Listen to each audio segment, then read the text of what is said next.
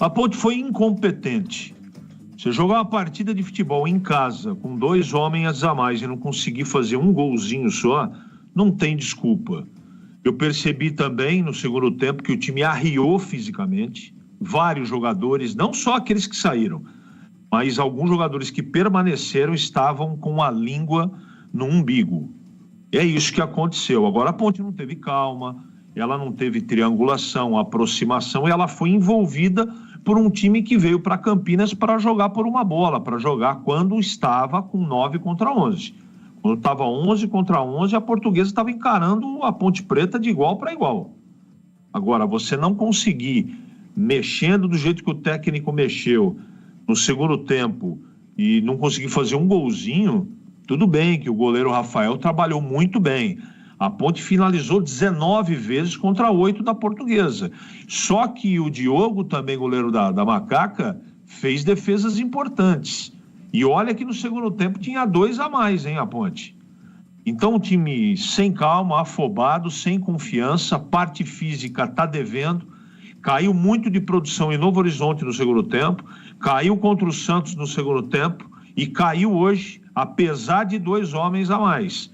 Infelizmente, a Ponte não consegue o mínimo, que era vencer dentro de casa um time que foi um franco atirador.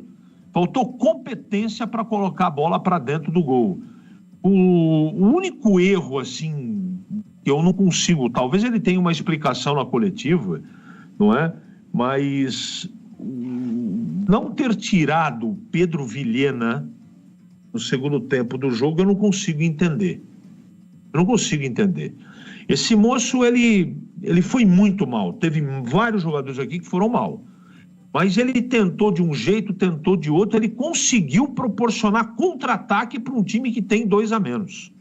Tamanha falta de calma, de confiança, de juízo, né? Abusando de jogadas individuais desnecessárias. Eu não acho que a Ponte empatou só por causa do Vilhena. Eu estou dizendo que ele tem uma cobrança maior porque, teoricamente, ele é a cabeça pensante desse meio campo. Hoje não pensou nada. Pensou nada.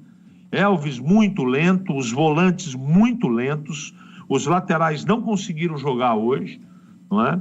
Nem Maguinho de um lado, que eu até acho que jogou até o final meio cambaleando com problema físico.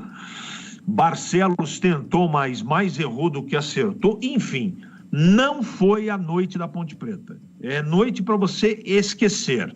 E outra coisa, além do aspecto físico, que para mim fica muito clara. A Ponte não tem banco de reservas. Todas as vezes dessas 3 partidas que o treinador precisou do banco de reservas, o time não conseguiu melhorar. Portanto, isso significa que precisa ser melhor equacionado esse elenco. Por enquanto, pode reagir na 4ª, na 5ª rodada, na 6ª. A gente espera que isso aconteça. Mas, por enquanto, a Ponte tem confiáveis aí uns 9 jogadores, 10 e tanto. O restante, principalmente os remanescentes, não disseram a que vieram dentro do Majestoso. Empate só não foi pior que a derrota, mas o empate foi melancólico da Ponte, Edu.